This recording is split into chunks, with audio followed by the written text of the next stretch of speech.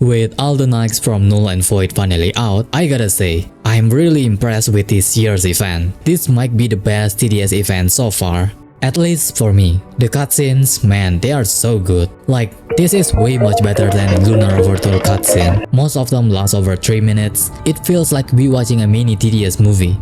I did notice a few things, especially in Act 1. At the start, they used full animation for the scout training scene, which looked amazing, but then it suddenly switched to motion capture, and you could kinda tell the difference. It's not bad or anything. Some players even made a document about it. But hey, at least they really improved their motion capture since then. If I compare Act 1 with the Operation Ice cutscene, you can see how much smoother and cleaner it looks now.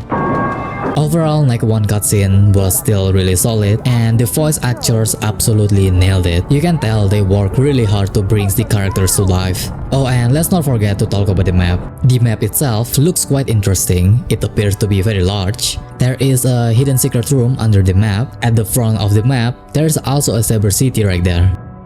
Now moving on to Night 2. This is where things really step up. They completely dropped motion capture and went for full animation, and that choice paid off. And guess what? They brought back a fan favorite characters that you guys probably have been waiting for. Hey yo, what the f, he's back. His new design looks more purple and... Wait, what? And not just him, the hand is also back. Yeah, that boss will appear in Act 3 during the Lunar Overture. Let's see what this boss gonna be look like. What the f? If you didn't know, Act 3 was never finished. Blah blah blah blah, didn't even have any cutscene to end it. So now it's pretty much non-canon. He even jokes, "You didn't give me a cutscene to end it." Narrator breaks the fourth wall a lot here, and it's kinda funny. The boss fights is kinda meh, but also kinda annoying sometimes because of the car's RNG.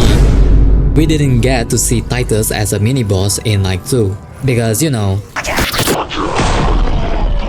But man, Narrator absolutely carried this event. His chaotic personality brought so much life back into TDS, and players love every second of it. Honestly, this kind of stuff is great for the game. It brings a lot of new players, and it fixed that TDS is dead image. Because let's be honest, TDS hasn't had the best reputation lately with all the lag and bugs in the game. You know, everyone just calls TDS a buggy game nowadays because it is. So yeah, we also returned to a smaller map where everything that was scrapped is located here, in the Null Zone, including the Sentient Titan, Abyss, the old scrap TDS logo from the cancelled Christmas 2020 lobby, and something that surprised me. It looks like a scrap or unused version of the Gatling gun, but after I do some research, I found this Reddit post that this model has been around since 2019. So yeah, this thing is so ancient.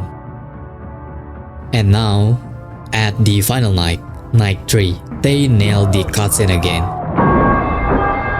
Here we are fighting the Rift Walker, but he's possessed by Lord Exo. You can even see Exo behind him before he bursts out and try to attack our base with that picket sword. It's giving me Void Reverse vibe. But wait, he's not alone. Cronus shows up as a mini-boss while the other Exo children only appears in the cutscenes. Here we finally get to see the Null Engineer, Brawler, Accelerator, Necromancer, and yes, even Pursuit. The map itself kinda reminds me of Solar Eclipse Night 4. They also really bringing back the Star Cannon. Well, you know how it goes. You have to collect all the scraps to rebuild it and then use it in the final wave. Not only the map, but the strategy for early waves is also kinda similar, where you have to spam Golden or Devil Crook Boss, you know, to stack the gun. They also finally removed the RNG for the cars, which makes everyone happy because they don't have to suffer anymore to get a good course. Overall, Night 3 feels so fun and replayable. I've replayed it so many times just to hear the OST.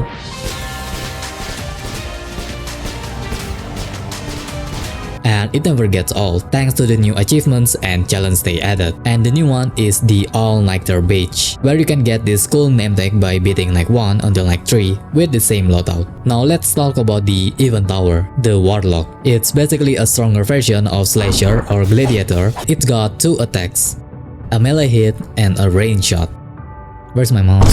Is it overpowered? I don't think so. If I had to rank it, I do say 8 tier at least. It's balanced, the knockback isn't too crazy or too OP either, so I think it's fine, even though the tower itself have a bug where when you switch to melee mode, the range shot damage get count here somehow, so it makes this tower kinda busted for now. Honestly, I do say this event is even better than the Solar Eclipse, both in storytelling and gameplay. But to be fair, both events are good. Night 4 got a bigger map and that's awesome star cannon, but it's a bit slower pace. I love how the star cannon locks onto Umbra and follows her around like we aiming at her. You know, it just hits different. I still gotta say, those horse enemy, they still look amazing until now. Shout out to Liam for helping me out. As for the thumbnails, I still think Solar Eclipse wins that one. Meanwhile, Null and Void feels more faster paced and a lot more intense. The Star Cannon only cancels exo attack instead of stunning the Rift Walker completely, which keeps the fights more exciting and harder because you need a lot of DPS to kill this guy. Even though the map looks more smaller, the fast timer and constant chaos make it really fun. Honestly, this might be one of the top 3 hardest events in TDS. If you guys like the videos, don't forget to drop a like and subscribe because it really means a lot to me. Thanks for watching and I will see you guys again in the next one.